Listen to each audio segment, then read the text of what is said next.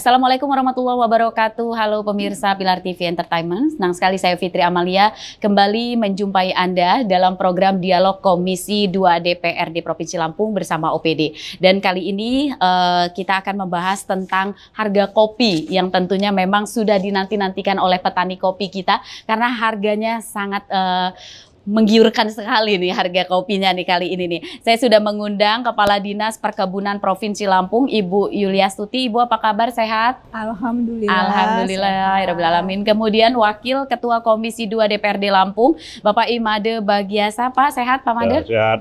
Sehat, alhamdulillahirobbilalamin. Pak Made nih kelihatannya bahagia nggak sih dengar harga kopi tinggi di antara 50 sampai 60 ribu rupiah per kilogram, benar nggak nih Pak Made? Kabar gembira nggak nih buat Pak Made? Bukan gembira, sangat gembira. Ini yang harapan kita. Jadi kopi kan harganya bisa naik terus. Sehingga memang selama ini kan Lampung jual kopi. Kita berharap ke depan jangan jual bijinya, jual kopinya. Sehingga bisa kestabilan harganya bisa kita lakukan.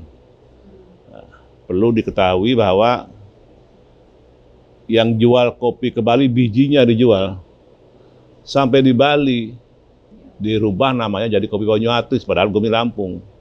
Harapan kita ke depan, Lampung punya brand khusus ya, kopi Lampung. Apa kayak namanya ya, kopi Lampung Berjaya, ya kan?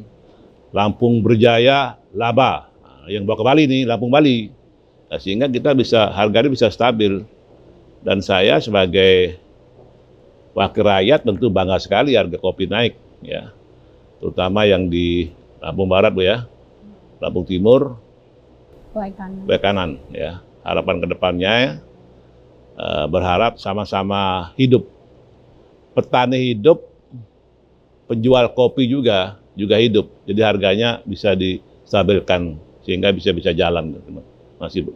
Oke, jadi ini memang kabar gembira untuk kita semua berarti ya. Oke, Bu Kadis gimana melihat kenaikan harga kopi ini? Ini penyebabnya menurut Bu Kadis? Ya, terima kasih. Ini merupakan sejarah ya, sejarah bagi Provinsi Lampung. Bagaimana harga kopi di saat ini? Bahkan hari ini di tingkat petani itu sudah 68.000. Oh, udah naik lagi? 68.000. Kemudian itu untuk yang bentuknya green bean. Jadi kalau dia sudah diolah menjadi roast bean itu bisa sampai 170.000 per kilo. Nah, ini sejarah Pak Made. Sejarah Lampung begitu tingginya harga kopi di tingkat petani. Ini tidak terlepas dari peran pemerintah dan juga Komisi 2 yang merupakan mitra kami yang juga mendukung dalam pelaksanaan program-program pembangunan perkebunan. Nah, untuk peningkatan produksi kopi di Provinsi Lampung, ini pemerintah Provinsi Lampung sudah banyak melakukan upaya-upaya. Di situ bagaimana petani berupaya bisa meningkatkan produksi.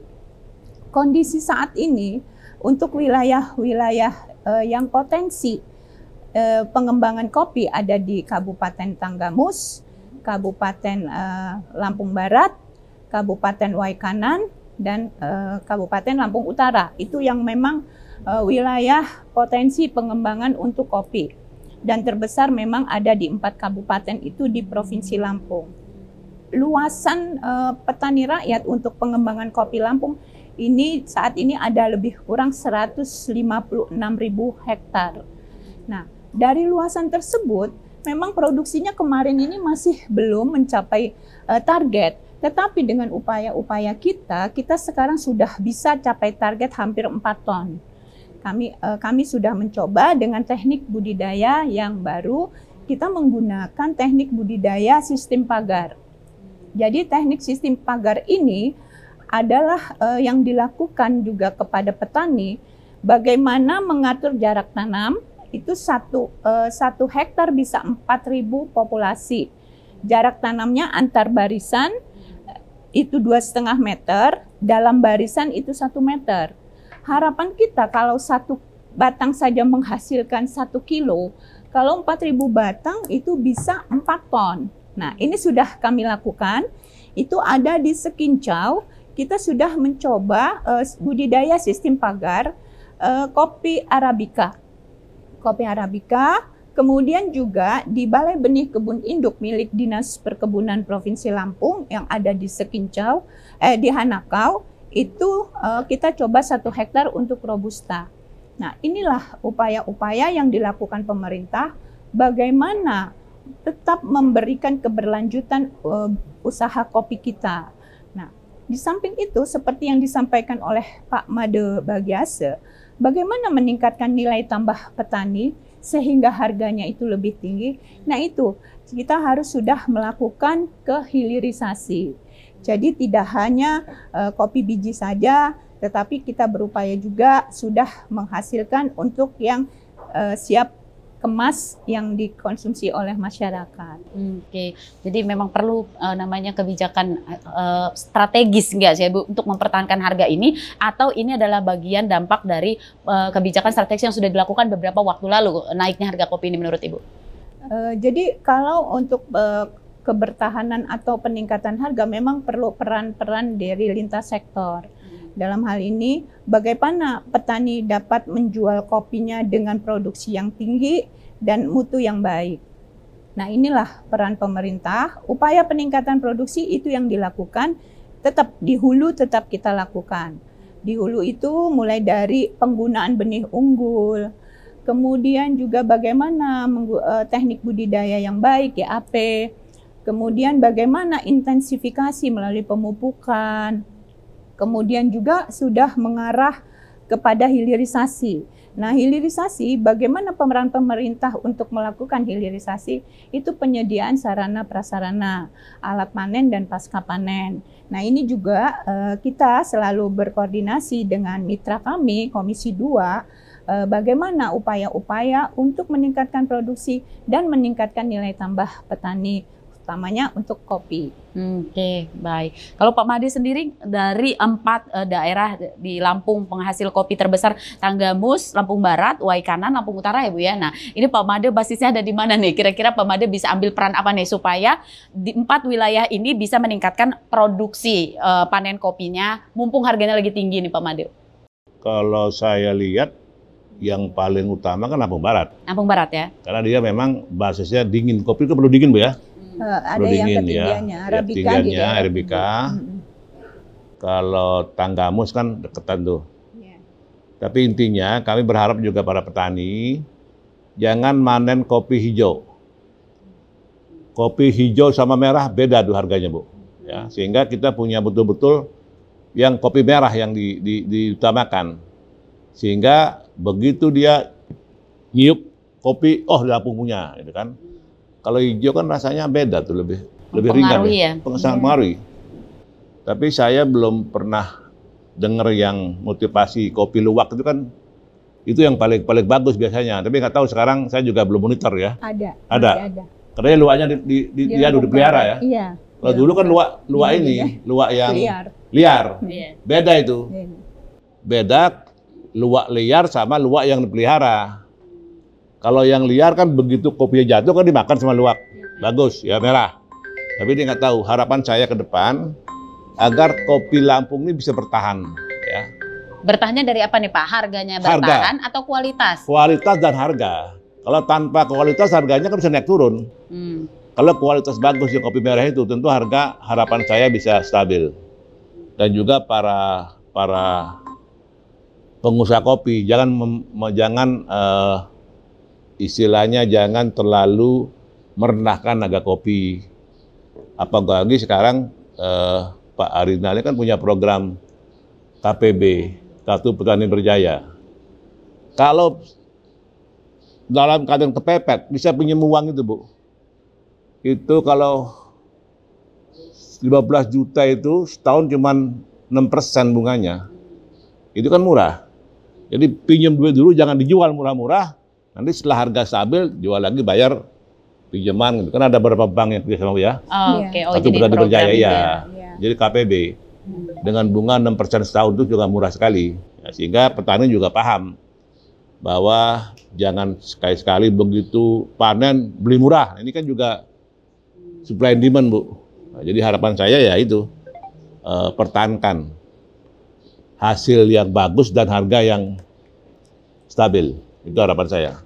Oke, baik. Saya balik lagi ke Bu Yuli nih. Bu Yuli, bukankah kopi ini salah satu komoditi ekspor yang kebijakan dunia juga mengikuti harganya, jadi bisa fluktuatif begitu Bu ya. Jadi kesempatan yang tinggi ini, mumpung tinggi ini, apa yang harus kita lakukan gitu Bu? Jadi melihat kondisi perkopian sekarang yang ada khususnya di Provinsi Lampung, upaya-upaya kita bagaimana mempertahankan keberlanjutan, kemudian juga bagaimana mempertahankan harga sehingga harga di tingkat petani juga masih tinggi. Nah, itu tadi sudah disampaikan juga oleh Pak Made Bagiase, dan sedikit saya tambahkan bahwa melalui arahan Pak Gubernur, Bapak Arinal Junaidi, itu ada program unggulan tentang Kartu Petani Berjaya. Jadi bagaimana Kartu Petani Berjaya ini berbuat kepada petani? Pertama, memberikan kemudahan kepada petani untuk akses usaha tani. Nah, mulai dari hulu sampai ke hilir. Nah, hulunya ada di mana? Nah, itu tadi dengan budidaya yang baik. Budidaya yang baik itu kita menggunakan benih unggul. Kemudian teknik budidaya yang benar, pemupukan yang intensif, tepat waktu, tepat guna, tepat mutu, tepat dosis. Nah, kemudian juga kemudahan yang diberikan kepada petani kita di dalam program ini adalah kemudahan untuk mendapatkan pembiayaan. Nah, pembiayaan yang tadi melalui KUR ini dilakukan oleh 5 perbankan himbara, sehingga petani kita menjadi kuat. Posisi tawarnya juga nanti menjadi kuat dengan keberdayaan mereka bagaimana mengusahakan usaha tani kopinya sehingga harga diharapkan tidak dipermainkan. Nah, ketika memang petani ini sudah melakukan dengan mutu yang sesuai permintaan pasar, tentunya akan mempertahankan dia dengan harganya. Nah, apa sih yang dibutuhkan oleh pasar? Nah, itulah yang dilakukan oleh petani kita. Mudah-mudahan dalam upaya-upaya pemerintah Provinsi Lampung meningkatkan mutu hasil kopi dan sumber daya manusia petani, itu akan menjadi faktor pendukung dalam memberdayakan dan memberikan keberlanjutan usaha taninya. Nah, usaha tani kopi kita ini memang kalau melihat luasan, ini kita ini tidak seluas seperti di Sumatera Selatan. Tapi melihat produktivitas, Lampung lebih tinggi. Oh, Nah, Lampung lebih dibanding tinggi. daerah lain. Kita ini sudah di posisi kedua sebenarnya dari Sumatera Selatan. Tetapi sebenarnya kami nggak terima, Pak. Karena kalau melihat luasan, kalau kita lebih luas lagi, hasilnya pasti lebih banyak lagi. Nah, tetapi produktivitas per pohon kita sekarang sudah bisa mencapai yang kita coba ini sudah bisa 4 ton. Bahkan target kita nanti sampai 6 ton, Pak. Per hektar ya? Iya, per hektar. Dengan model budidaya tadi, yang sistem pagar tadi, dengan populasi tanaman 4.000 batang per hektar, harapan kita satu batang itu bisa 1 sampai 1,5 kilo. Mudah-mudahan ini. Nah, tapi ini harus dibarengi dengan pemeliharaan tanaman, bibit unggul, kemudian si petaninya sendiri juga mau berbuat bagaimana melakukan usaha tani yang high intensif. Jadi tidak boleh lagi dengan konvensional. Ini sudah harus mengarah ke agribase. Jadi dia harus mempertahankan bagaimana kopi saya bagus, bagaimana kopi saya berproduksi tinggi, dan bagaimana mutunya itu sesuai permintaan pasar. Baik, oke. Mungkin saya ke Pak Made nih. Pak Made, kalau selama ini harga kopi kita ini dimonopoli Pak sama tengkulak, biar ini nggak terjadi lagi menurut Pak Made, apa yang harus dilakukan Pak? Ya itu harapan saya, petani kopi itu bisa mempergunakan KPB. Begitu dia dipojokkan oleh tengkulak, dia bisa pinjam uang di bank. Ya, dengan bunga 6% setahun itu murah sekali, Bu. Jadi sehingga dia tidak bisa dipermainkan oleh, maaf nih, para saudara-saudara kita yang tengkulak itu. Ya, harapan saya juga para petani ini bisa meningkatkan kualitas kopinya yang saya katakan tadi. Jangan kopi hijau dipetik ya. Dan juga harapan saya juga berharap kepada saudara-saudara kita orang Lampung, dimanapun berada, bangga minum kopi Lampung. Nah, kan ada naik. Nah, ngopi dulu, Bu. Ngopi dulu, yuk kita ngopi dulu. Oh, ini kopi Lampung ini. Kopi bangga, Lampung ya? ini, kopi Lampung. Iya, gitu. Harapan begitu. Sehingga harganya stabil. Masa kita orang Lampung minum kopi dari Perancis, gitu Tapi kan? Pak Made suka kopi kan? Kopi Lampung. Kopi Lampung. Ibu Yuli suka kopi dong? Iya. Suka kopi dong. Itu artinya kestabilan harga itu juga harus dipertahankan. petani dan pemilik modal ya juga harus kerjasama. Jangan menekan petani. Kalau tekan petani, dia nggak mau petani kopi, dia beli kopi di mana? Kan susah juga pedagang kopi. Atau sebaliknya, gitu loh. Jadi petani kopi kitanya harus punya prinsip yang kuat. Ya, prinsip yang kuat. Para pemilik modal yang pengusaha kopi juga jangan tekan petani. Yang penting kan kuncinya kan sama-sama untung, Bu. Petani untung, pemilik modal juga untung, sehingga bisa berjalan dengan baik di perekonomian ini. Itu harapan saya, Bu. Terima kasih. Oke, baik. Nah, Bu, kalau alih fungsi lahan dari perkebunan, karena sempat kan kopi itu turun harganya, kemudian akhirnya petaninya beralih bertani kopi ke komoditi lain. Nah, ini gimana nih, Bu, fenomena seperti ini? Ya, sesungguhnya itu memang ada di sebagian kecil ya, sebagian kecil petani yang mungkin juga dia melakukan alih fungsi itu akibat tanamannya sudah tua juga. Jadi hasilnya mungkin dianggapnya sudah tidak lagi menghasilkan. Dia mencoba dengan tanaman lainnya. Harapan kita sih dalam pembinaan kita tidak mengarahkan seperti itu. Nah, bagaimana kita memberikan arahan kepada petani untuk kopinya yang tidak menghasilkan? Nah, kita melalui program-program juga yang kita tuangkan di dalam APBD ini, itu ada juga untuk kegiatan peremajaan atau replanting juga. Jadi kalau tanaman tuanya sudah lebih, idealnya tanaman kopi itu 25 tahun tuh harus sudah diganti.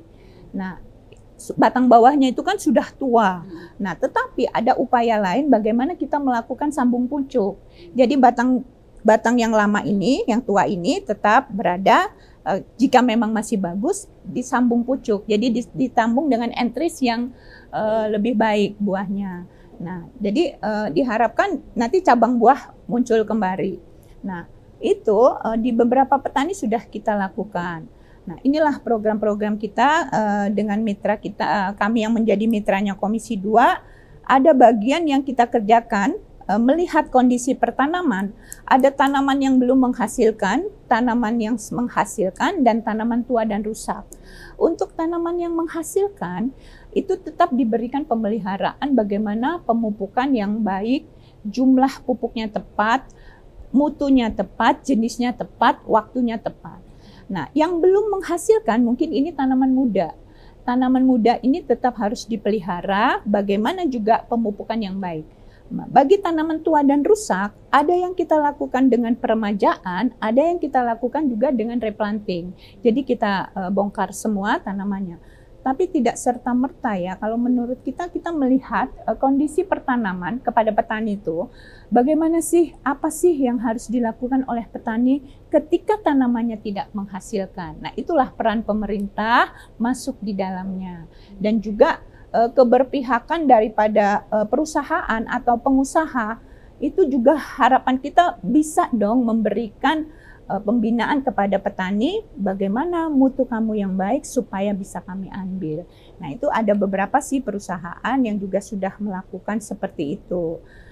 Kita selama ini juga bermitra dengan perguruan tinggi. Nah, perguruan tinggi ini juga kita harapkan bisa memberikan informasi teknologi terbarukah atau model-model budidaya terbarukah yang bisa kita adopsi untuk diberikan kepada petani. Oke, baik. Kembali lagi ke Pak Made, berarti Pak Made tantangan terberatnya adalah bagaimana mengedukasi masyarakat petani kopi kita untuk melakukan sistem budidaya yang modern seperti itu, dengan penggunaan teknologi yang modern gitu dalam upaya peningkatan produksi kopi mumpung harganya lagi bagus. Benar nggak nih Pak Made? Jadi PR kita adalah memberikan pemahaman ke masyarakatnya. Ini tentu menjadi tugas wakil rakyat juga kan Pak Made? Kan ini menjadi tugas bersama-sama pemerintah, ya. Pemerintah ini terutama dinas perkebunan kan tidak hanya mendengar saja, Bu, dia langsung ke bawah kok. Nah, kami juga apa yang bisa kami lakukan sebagai wakilnya rakyat ya untuk bisa menstabilkan harga ini, sehingga harapan saya yang dikatakan Bu Kadis tadi ada kerjasama antara pemilik investor dengan petani, kan saling menguntungkan. Apa bantuan bibit dulu, setelah bibit pemeliharaan nanti dibeli dengan harga standar pemerintah. Nah, harapan saya ke depan juga perlu ada standar harga. Cuman kan nggak bisa, Bu. Karena komoditi ekspor ya? Ya, nggak bisa. Kita kayak misalnya singkong belum bisa juga, tapi jagung ada, beras. Tapi kan untuk kopi kan belum bisa. Yang penting keseimbangan inilah. Nah, ini harapan ini menjadi bangga kita yang katakan Bu Kades. Ini paling tertinggi ya Sejarah. harga kita, Iya, sejarah ya. sejarah. Dan sejarah ini perlu kita pertahankan. Gimana caranya? Yaitu jangan pemilik modal menyengsarakan petani. Ya, pemerintah juga tidak hanya mendengar katanya, tapi harus turun ke bawah sehingga dapat pembinaan. Nah, sehingga ke depan harapan saya bisa berjalan dengan baik, itu harapan saya. Terima kasih. Oke, baik. Jadi mumpung harganya lagi bagus, artinya masyarakat kita jangan tergantung pada akses permodalan yang dijanjikan nih, kan? Akhirnya menjual harga dengan murah seperti itu untuk mempertahankan harga kopi supaya tetap bagus. Oke, baik. Ke depan nih Bu, apalagi yang harus kita lakukan untuk sebagai upaya peningkatan produksi supaya mumpung harga lagi bagus lagi gitu. Berarti peningkatan produksi harus digenjot dong. Iya.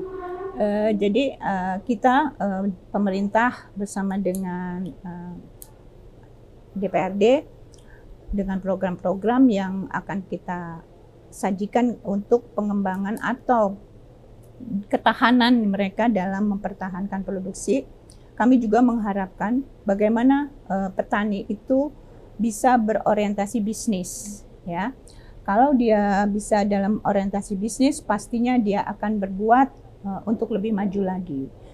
Kemudian upaya-upaya kita juga bagaimana meyakinkan petani bahwa usaha tani kopi ini adalah usaha tani yang memang harus berkelanjutan. Nah, itu daya dukung dari pemerintah, termasuk di dalamnya tadi bagaimana Pak Gubernur menuangkan program unggulannya Bapak Arinal Junaidi dengan program KPB. Di situ petani sudah diberikan kemudahan untuk akses usaha tani dengan penyediaan pupuk, penyediaan pembiayaan, dan penyediaan usaha tani lainnya termasuk sarana prasarana. Dalam hal ini untuk meningkatkan daya saing, selain di hulu, Pak Gubernur juga sudah memberikan sarana prasarana bagaimana si petani bisa mengolah kopi. Nah, kita juga yang di Lampung Barat sudah kita lakukan petani untuk menghasilkan biji kopi dalam bentuk yang sudah di roasting, jadi roast bean, sudah disangrai. Nah, itu nilai jualnya juga memberikan nilai tambah bagi petani kalau dia menjual hanya dalam bentuk biji kering saja. Nah, itu sudah kita lakukan. Nah, jadi upaya-upaya pemerintah Provinsi Lampung untuk mempertahankan keberlanjutan budidaya kopi dimulai dari hulu sampai dengan ke hilir. Dan membangun mindset petani menjadi petani yang profesional dan berorientasi bisnis. Oke, baik.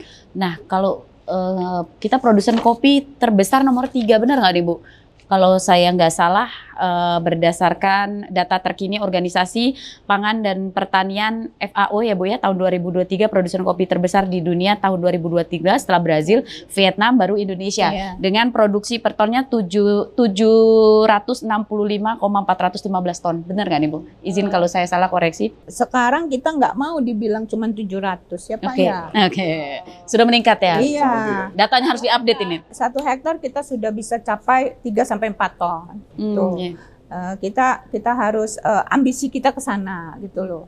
Dan kita sudah ada memang petani kita yang melakukan bagaimana meningkatkan produksi kopi. Nah, itu dengan dukungan pemerintah tadi, ada bantuan pupuk dan sebagainya. Apapun bentuknya untuk menghasilkan produksi yang baik, yang banyak, tanaman itu perlu nutrisi. Nah, itu sudah kita lakukan melalui program-program dari Bapak Gubernur, anggaran yang dikucurkan kepada petani, bagaimana petani meningkatkan produksi. Memang belum menyeluruh nih bantuan, karena anggaran terbatas ya Pak Made. Dan ini juga kita kan bertahap, kemudian bergantian, kita melihat potensi-potensi, bagaimana, ini lebih membutuhkan, karena di sini lebih banyak tanaman tua dan rusak yang lebih banyak membutuhkan nutrisinya. Nah, itu kita berdasarkan data statistik juga. Nah, kalau produksi kita sudah berani bilang sekarang Lampung ini sudah bisa mencapai 4 ton per hektar. 4 ton per hektar. Ya.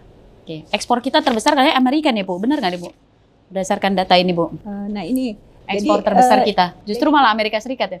Jadi gini, tentang kopi, regulasi yang ada sekarang itu kan sudah dikeluarkan juga oleh Bapak Gubernur, itu terbit di tahun 2018 kalau nggak salah. Itu ada Pergub yang bagaimana tata kelola dan tata niaga. Nah, tata niaga kopi ini ada tusinya OPD tersendiri. Oh, gitu. oke, di Dinas Perdagangan. Iya. Kalau kami ini tata kelolanya budidaya. Budidaya. Ya, bagaimana nih tugasnya Disbun untuk meningkatkan produksi kopi? Oke. Kalau yang jualan tuh nanti ada bagiannya. Oh, oke, baik. Tapi kita turut bangga dong. Bangga. Kita bangga sekali dong gitu. Ekspor kita sampai Amerika Serikat dong. Iya. Keren banget ya kopi Lampung. Diminum, Bu. Pak. Iya, iya. Diminum. Diminum. Komando puasa. Puasa. Oh, puasa. Oke, Pak Made, apalagi yang ingin disampaikan dan harus dirumuskan di Komisi 2 nanti setelah tahu harga kopi tinggi ini, Pak Made? Ya, tentu yang pertama pembinaan ya. Pembinaan pada petani kopi dengan para investor pedagang kopi. Kita tanggal baru ini juga meresmikan UKM, Pasar pasar UMKM. UMKM ya, di Welin. Nanti petani-petani kopi ini kan bisa kerjasama dengan koperasi, Bu, Ya. untuk bisa membuat produk kopi yang Lampung khususnya, sehingga nanti Lampung tidak jual biji lagi, ya. Nah, sehingga jual kopinya yang brand Lampung lah, sehingga antara petani dan pemerintah dan juga pemilik modal ini bisa kerja bersama-sama. Kan petani kan tidak hanya jadi petani, kan bisa pergunakan KPB itu, bisa untuk ternak sapi, bisa ternak kambing, bisa ayam apalah itu, nah, sehingga pupuknya juga bisa dipakai untuk petani kopi itu. Kompos ya, sebagai kompos. Komposnya kan itu, sehingga ke depan betul-betul kita bisa pertahankan harga yang bagus ini. Nah, tadi Ibu katakan kita nomor 3, itu baru 700 per hektar. 700.000, 765,415 ton. Ya, Dari kan sekarang udah meningkat ya? Iya. Ya, 4 ton per hektar Tadi kan berarti sudah bisa lebih banyak. harapannya lebih banyak lah. Nah, Oke. jadi kebanggaan ini kita sama-sama, ya kan? Yang saya katakan tadi, orang Lampung ini sangat suka dengan kopi Lampung, dimanapun dia berada. Nah, kami juga yang orang Lampung ke Bali nanti juga akan buat produk kopi bawa ke Bali. Cuman namanya kopi Lampung. Namanya Amerta ini, kopi Amerta Laba. Apa itu sih? Lampung Bali. Oh, Baru program sih. Oke. Bersama dengan UMKM, koperasi, sehingga kita tidak jual biji kopi. Dijual biji ke Bali, sampai di Bali dirubah namanya kopi Banyuatis, Bu. Padahal kopi Lampung itu. Kita tahu itu, kan sering kayak gini, gitu, Bu. Oke. Bu Yuli, berarti sedikit saya tambahkan. silakan. Jadi yang tadi disampaikan Pak Made, memang upaya-upaya bagaimana petani itu bisa berdaya untuk menghasilkan produk-produk yang sudah diolah. Petani-petani kami juga yang tergabung di dalam kelembagaan petani, kelompok tani ataupun Gapoktan, itu sudah mulai juga Pak melakukan pengolahan biji kopinya. Contoh kayak yang di Lampung Barat, kita punya namanya Mang Enca. Itu kopi bubuknya juga sudah merambah keluar. Kemudian juga ada kopi bubuk Tugu Liwa, ada kopi bubuk Petik Merah yang judulnya itu ada Tanggamus. Nah, jadi dari beberapa kabupaten penghasil kopi ini juga sudah melakukan hilirisasi menjadi kopi bubuk. Nah, mungkin memang pasarnya ini yang kita harus bisa tembus, mereka maunya yang model seperti apa sih? Nah, itu yang harus kita lakukan, bagaimana petani ini bisa memenuhi permintaan pasar dengan apa yang dibutuhkan, kualitasnya, kemudian volumenya, kan itu kalau sudah terjalin kerjasama harusnya kontinuitas kan tetap. Tuh, kita sudah melakukan pembinaan ke sana bersama-sama Dinas Perindustrian Perdagangan. Berarti tantangan kita bersama juga nih Bu, ketika harga bagus, permintaan pasar meningkat, berarti ketersediaan pasokannya itu tetap harus ada. Nah, itulah bagaimana mempertahankan pasokan kopi. Nah, itu dari pastinya kan dari kebun nih kopi ini. Nah, bagaimana produksinya tetap meningkat? Itulah dilakukan intensifikasi, penggunaan bibit unggul, pemeliharaan dan sebagainya yang muaranya adalah menghasilkan produksi sebanyak-banyaknya. Kemudian bagaimana meningkatkan mutu hasil? Nah, itu dilakukan pembinaan juga. Bagaimana petik merah, bagaimana petik asalan, yang diharapkan kita memang petik merah. Kalau produksinya sudah banyak, mutunya bagus, pasti harganya tetap bermain di atas. Oke. Jadi bicara kopi ini seksi ternyata Bu ya. Banyak banget yang terlibat sampai dari hulu sampai ke hilir. Terutama menurut saya yang penting adalah tata niaga distribusi tadi Bu, penjualan tadi. Itu juga sangat penting kan Bu? Iya. Ini mau dijual kemana nih gitu Iya. kan. Ini pasarnya di mana gitu. Iya. Itu juga sangat penting kan Bu? Nah, itu tadi program KPB itu ada fitur bagaimana kita ada itu kan by system ya, dengan digital. Kita sudah menyediakan juga fiturnya untuk pemasaran. Jadi si petani nanti bisa membuka di dalam sistem digitalisasi program KPB, dia bisa melihat pasar mana yang mau dia tuju. Misalnya, oh ada PT LDC nih butuh banyak, mereka bisa tembus sana. Gitu. Oke. Tapi kan tentunya LDC punya kriteria barang yang Standar. harus bisa masuk ke dia. Oke. Jadi udah semelek itu nggak petani kita Bu? Dengan teknologi digital kita? Sekarang karena adanya program KPB itu secara digitalisasi, sebagian besar petani sudah.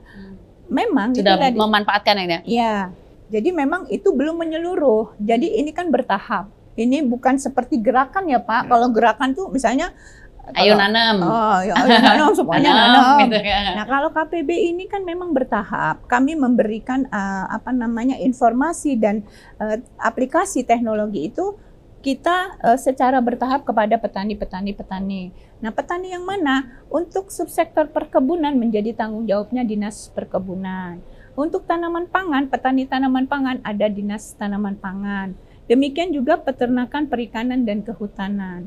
Karena program KPB ini adalah program yang ruang lingkupnya banyak di pertanian. Agribisnis. Tetapi ada juga perindustrian untuk pasar, perindustrian dan perdagangan terlibat di dalamnya. Jadi KPB ini bukan hanya sekedar kartu petani berjaya, tapi ada platformnya juga. Iya, platform dan programnya adalah manfaat yang diberikan kepada petani dari program Kartu Petani Berjaya. Oke, jadi apa saja yang bisa diakses petani kopi kita di situ dan manfaat apa yang bisa diperoleh dengan mengakses platform tersebut, Bu? Dengan program KPB ini, petani itu bisa tahu berapa sih jumlah pupuk yang harus saya dapatkan dari subsidi yang harus saya terima. Oh, Dia sudah kuotanya tahu, gitu? Iya. Kalau dulu kan belum tahu. Kalau sekarang mereka sudah tahu, jadi tidak bisa petani itu sekarang dibohongin. Pupuk saya rupanya dapat, nitrogennya rupanya saya dapat, NPK-nya ada 50 kilo misalnya. Jadi dia bisa menebus pupuk subsidinya itu di kios dengan jumlah itu. Selama ini kan petani nggak tahu berapa sih jumlah pupuk yang saya terima. Dengan sistem KPB mereka tidak bisa dibohongi gitu loh. Nah, Dia mau jual harga kopi dengan kualitas grade A gitu, grade B dia sudah tahu harganya di situ. Kalau penentuan harga memang kan kita belum ada ya Pak Made, tidak ditetapkan oleh pemerintah. Tetapi pasar kopi umumnya petani tahu berapa sih harga pasaran sekarang. Bisa diakses di situ. Dia bisa dapat informasi dari situ. Nah, kemudian kemana sih saya mau menjual? Nah, itu ada fiturnya juga. Bahkan sekarang kami Dinas Perkebunan Provinsi Lampung di dalam program KPB itu kami siapkan juga ketika petani terserang hama penyakit tanamannya, dia bisa bicara di situ. Nah, nanti kami menjawab. Ada layanan call centernya ya. Kemudian nanti kami turun ke lapangan. Oh, layanan pengaduan ya? Iya, betul. Okay. Nah, kami kan punya UPTD perlindungan tanaman. Nah, sebegitu perhatiannya Bapak Arinal Junaidi terhadap petani-petani di Lampung, bagaimana beliau memudahkan dari mendapatkan pupuk, mendapatkan biaya, kemudian untuk pengendalian hama penyakit, bahkan dari program KPB itu petani anaknya itu bisa mendapatkan beasiswa. Nah, beasiswa bagi anak petani. Terus ada lagi perlindungan jaminan sosial ketenagakerjaan bagi petani. Itu ada juga di dalam manfaat program KPB. Nah, program itu yang perlindungan jaminan sosial ketenagakerjaan apa yang diberikan? Ada kecelakaan kerja dan kematian. Ketika petani mengalami kecelakaan kerja dalam usaha taninya, itu BPJS Ketenagakerjaan memberikan santunan. Nah, iurannya dibayarkan oleh pemerintah. Tuh. Sebegitu luasnya manfaat program KPB di dalam upaya meningkatkan menuju muara akhir kesejahteraan petani. Wah, sampai sebegitunya nih Pak Made nih. Untuk Gila, Lampung Pak Made. Berjaya. Lampung Berjaya. Oke. Apa yang perlu dievaluasi menurut Pak Made nih KPB ini Pak? Kan semua perlu proses. Tidak sekaligus kan? Ya, jadi ada tahapan-tahapan. Kedepannya nanti harapan saya sih bisa bertahan ini KPB ini. Ya kan ini kan program Pak Rinal. Ya kan, kalau bisa bertahan kan nanti tentu yang belum bagus kita dibaguskan, yang sudah bagus kita pertahankan. Itu intinya. Karena nggak bisa deg itu nggak bisa, ada tahapannya.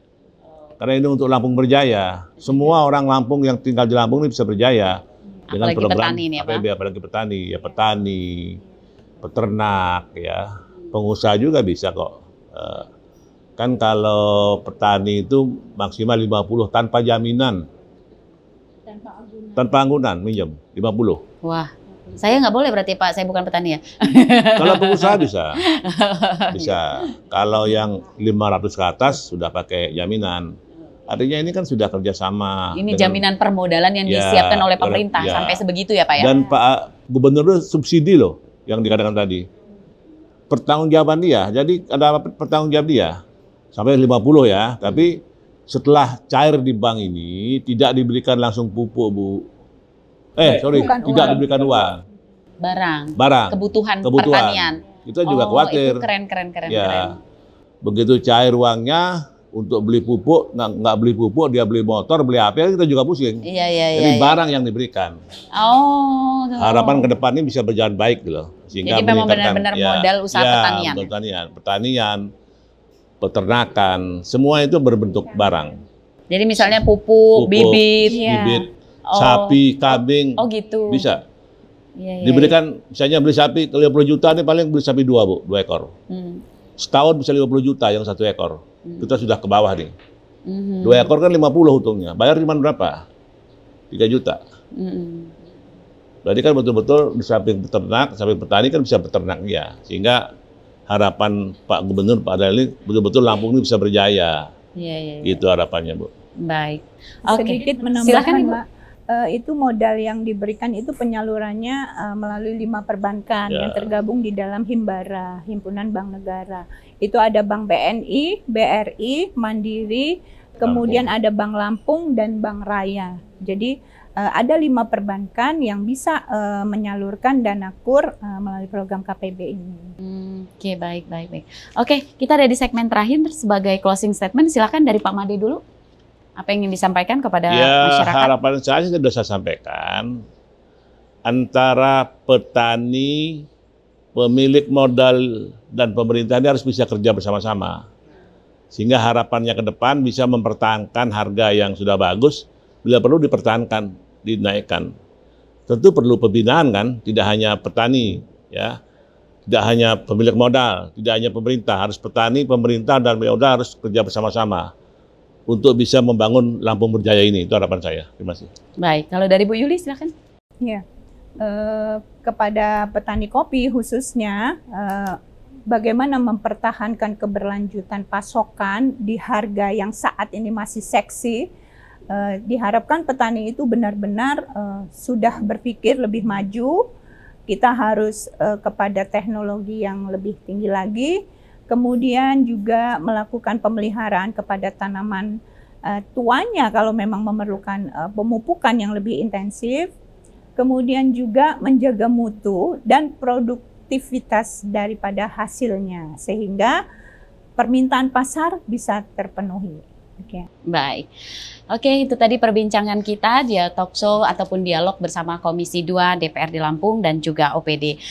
Pemirsa, bicara soal kopi di tengah harga yang cukup seksi saat ini, nggak ada habisnya Bu ya. Tapi tujuan petani kopi memang sudah terwujud, yaitu memperoleh harga yang diharapkan ataupun yang diinginkan. Tantangan terbesarnya adalah saat ini bagaimana upaya meningkatkan produktivitas kopi dan tata niaga kopi itu sendiri. Tentu ini menjadi tanggung jawab bersama, bukan hanya pemerintah, wakil rakyat, dan juga masyarakat petani kopi juga harus berperan bagaimana meningkatkan produktivitas kopi dari hulu sampai ke hilir. Terima kasih Anda sudah bersama kami. Saya Fitri Amalia, mewakili kru yang bertugas undur diri. Sampai jumpa. Wassalamualaikum warahmatullahi wabarakatuh.